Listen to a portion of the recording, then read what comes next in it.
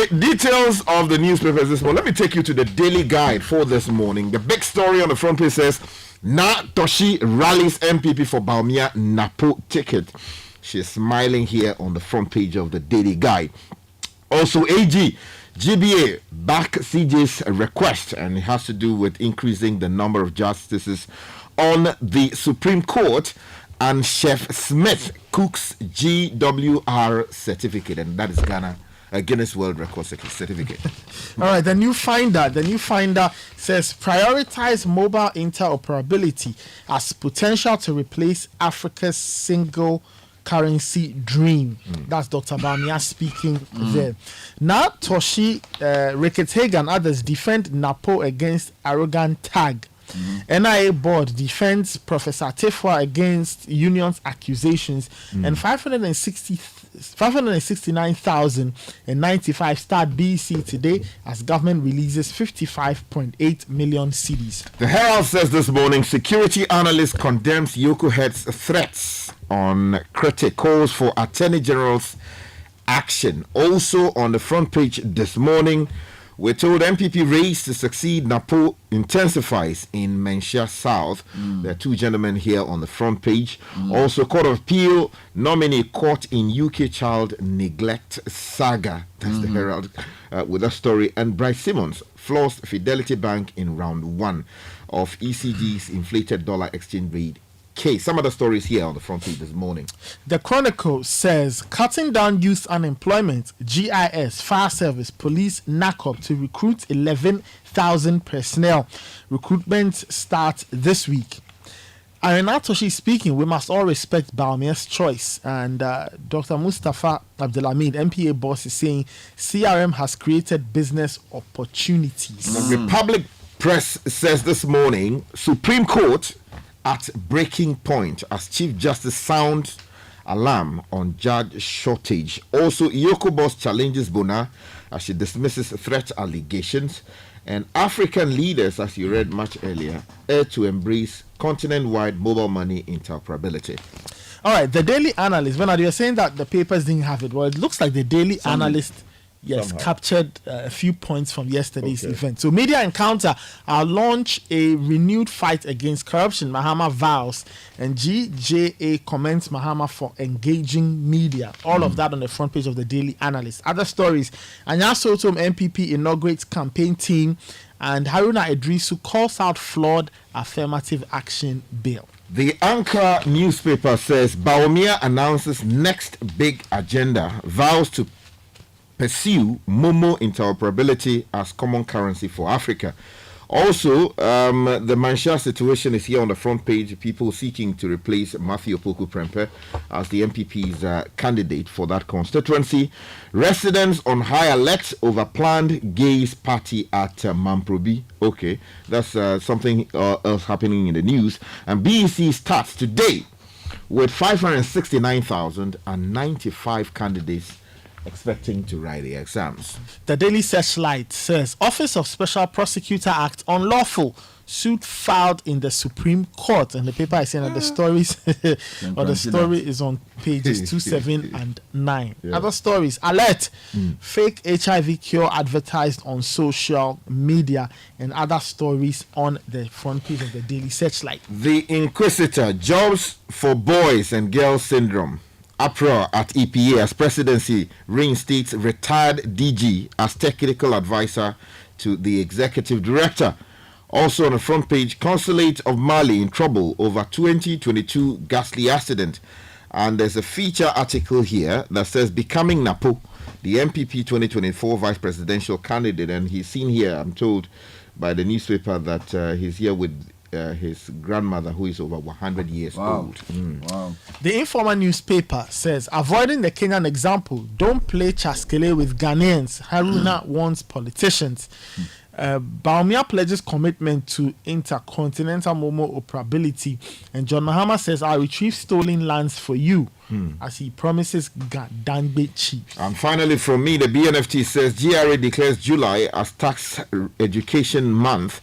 The big story says from protection to strangulation, how import taxes are hurting businesses, indirectly promoting smuggling and endangering public and denying economy much needed revenue. Yesterday, former President Mahama spoke extensively about the issue of taxes and how he intends to reform that space. Also on the front page, GSE embraces data-driven modernization to meet market demands. And some of the stories here on the front page. The two final papers for me. The new publisher says, lots of stories today. Yeah, I'm humbled. Napo on VIP approval. And there's a picture of Dr. Matthew Poku Prempe. I don't know whether he's kneeling or lying down with some oil. I don't know. Yeah. Other stories, CRM creating investment opportunities, and Nwete Amobi removed as Apollonia chief. It's called pensive prayerful posture. Okay. You don't know. It's called pensive prayerful posture. Thank you. Okay. Thank you. Thinking about the word. Okay. I tell you. Economy Times. Economy Times. BOG hopeful of Citi stability, and Ghana EU trade volume hits 6 billion euros in 2023.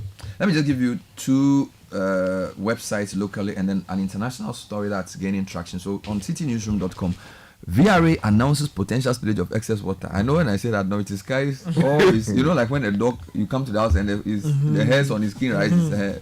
So I say, I call some dam. VRA announces potential spillage. No, it's guys say, huh? Like I said, huh? So this is a new announcement. I'll give you the details in the story. Then there are a lot of Mahama stories. Will instill fiscal discipline to do with exchange rate fluctuations. Nobody in my government will be allowed to buy state assets. Mahama says so. We'll conduct a forensic audit when we win power. This is on National Cathedral. Then I think one of the most important things, Free SHS has come to stay. I'm committed to improving it. So that's some headlines from the event. He also spoke about Supreme Court and other things. Now, my Joe Online also, he pledges lean, a highly efficient government to curb expenditure. And then he says, I've been exorcised from father for all syndrome. Mahama pledges impartiality in corruption fight. Mining in forest reserves will be banned. Environmentalists should be happy to hear this. And then he says his administration will ensure a fiscal discipline to address exchange rate. Now I'll give you two education stories. Osafo Mafo criticizes Ghana's educational system, says it doesn't address national issues. Sometimes I wonder, he's been senior minister and quite significant in this government too. Maybe he's been objective, maybe because he's not necessarily the one running it, I'm not sure. Meanwhile, Akufo-Addo is urging candidates to eschew exam or practice in BC. Now, everywhere else, there's something like what they call panic stations around France, okay? So BBC says France faces deadlock after left alliance beats far right, but with no majority. So a lot of people are more afraid of the far right than they seem to be of the center left. The suggestion is that maybe as the people were going to the ballot, they said, no, let's not go there. So France 24 has a beautiful headline. France's leftist New Popular Front wins a shock victory. But now the hard part begins. So quite a number of people are predicting it will be difficult to inform a government. So for example, Bloomberg says France faces political gridlock after left towards far-right victory. So take note, the UK, the leftists are back. France, the left is back as well. Brazil also, the left is there. So for those of you who don't understand left, right, we'll probably explain that later during the show. But basically, those who lean more towards social policies. Yeah, so the US, they have the left. But we will come back. You are right. No, not right, but the man, you do not, you will come back. All right, so let's pick a few headlines. This one. No, but let me actually read the VRA letter so that for purposes of so that we alert everybody. Yeah. So July 5 on the letterhead of the VRA, it says notification of possible controlled spillage of water from the Akonsobo Dam. A stakeholder engagement announced here. So the statement says that the Volta River Authority intends to commence arrangements or engagements regarding the potential controlled spillage of water from the Akonsobo Dam. Now, the precautionary measure is crucial to maintaining the structural integrity of the dam and ensuring the safety of our communities. Now, we propose, this is the VRA saying, they propose to engage you and the relevant team to discuss the potential implications, mitigative measures, and information dissemination. Now, the undersigned will be following up to confirm the suitability of the dates and times for the engagements. We count on your utmost cooperation. So this is signed by... This is more public than the September last year one. Exactly. This appears to have more people involved. So hopefully this will be done in a better way. Yeah, and it's signed by the Deputy Chief Executive Engineer Ken Arthur. And it's been signed, copied to as many as 50 people. And I'll give you the details. Okay, so this is what I want to do. Let's do a Napo round in the newspapers. Then I'll do a Mahama round online. Okay. Then you do the Yoko and other controversial stories around. Okay. So give me a few Napo stories quickly. Okay. So if you go to the Napo related story, the Daily Guide has one. Natoshi rallies MPP for Baumia Napo ticket. The story is by a Daily Guide reporter, and it says the district Assembly's Common Fund administrator and key member of the New Patriotic Party, Irene Natoshi Adolate, has urged the party to rally support for Dr. Baumia and Matthew Opoku Prempeh, reacting to the election of Dr. Opoku Prempeh as the running mate to partner with Dr. Mahamudu Baumia to lead the MPP in the December 7 polls. Irene Natoshi Adolate congratulated Napo, as he is affectionately called, and extolled his experience, dedication and attributes in politics spanning decades. And then there's a direct quote here. There's still other papers on that. Yes, the new finder, that's on page 4. Natoshi, Ricketts, Hagan, others defend Napo against arrogant tag. And the story says several prominent figures have come to the defense of Dr. Matthew Opoku Prempeh, the running mate of the NPP, against accusations of arrogance. Dr. Prempeh, who has been branded as arrogant by some detractors, received endorsements from notable personalities including Irene Natoshi MP for Cape Coast South, Kweku Ricketts Hagan, Andrew Kofi Ejapa Mensah, and legal practitioner Kofi Bentil, among others. All right, yeah, so still on Napo. Yeah, if you go to the Inquisitor, they have an article analyzing how he became the vice presidential nominee and related issues on page 4. It is announced actually on the front page of the newspaper. So grab a copy of the Inquisitor and read that article for yourself. But we're told that there is already jostling within the Mensah South constituency to replace him as a member of parliament. And the Herald has that story. It says posters of Nana Owusu Efriye Prempeh, the Mensah South constituency treasurer, and a biological brother of Dr. Opoku Prempeh have surfaced, indicating his intention to contest the parliamentary seat. Now, the race is set to be between Nana Owusu Efriye Prempeh, a staff of the Ghana National Petroleum Corporation (GNPC), and Nana Ejei Bafo-Ewa, a private legal practitioner and a board member of the National Petroleum Authority, said to be the favorite of the General Secretary of the governing New Patriotic Party, Justin Kodia. Let me give you the Mahama round of stories. So there are lots of them. If you go to Citi Newsroom, for example, he says free SHS has come to stay. He would rather work to improve it. And then he says he set up commission to investigate looting of Ghana lands. Then he says that he won't countenance public officers engaged in small-scale mining. Let me read the free SHS one, which I think quite interesting. Flag bearer of the NDC and former President John Mahama has affirmed his commitment to the free SHS policy and promised to improve it if he is re-elected as president in the upcoming elections. Now, the free SHS policy has come to stay, and I'm committed to improving it, he said while addressing journalists in Accra. His press briefing touched on a number of issues, including the economy, corruption, and then issues around the social sector. He promised a lean, highly efficient government to curb expenditure, and he also said his 24-hour economy will deal with exports to stabilize the city. And then he says he will renew the fight against corruption, and he will strengthen the special prosecutor. All those stories on citinewsroom.com and other websites. Now, let me stay with education since I picked up on that. The president is wishing BEC candidates the best. 500,000 BEC candidates are writing their paper today, and he's asking them to avoid cheating and just focus on their exam. But there's an education story I wanted to bring you. Afamafo criticizes Ghana's educational system, says it isn't addressing national issues. So many things. Now, senior presidential advisor Afamafo has raised concern about the effectiveness of Ghana's educational system. He noted that despite the high number of educated individuals, the country continues to grapple with significant challenges. Now, the former finance minister highlighted issues such as poor sanitation, flooding with severe consequences, and the recurring damage to school infrastructure whenever it rains. Addressing the International Educational Summit on the theme, etc., etc., Osafo-Mafu emphasized the educational system should play a crucial role in solving societal problems rather than exacerbating them. So he was saying our societal problems are not coming down. Maybe education should be blamed. Let's do other stories. Okay, so I want to go back to something that's been in the news since last week. Supreme Court at breaking point. And yesterday, former President Mahama addressed some issues surrounding appointments to the courts.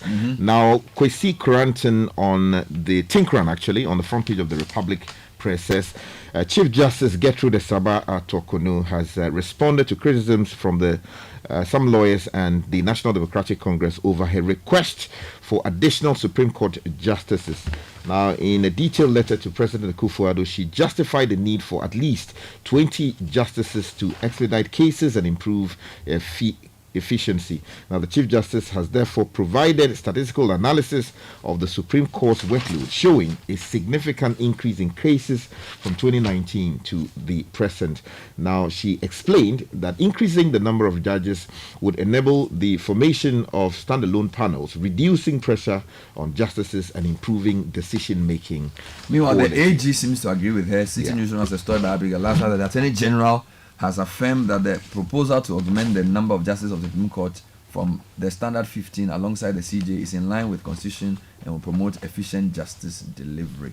So those are the stories there. Nathan?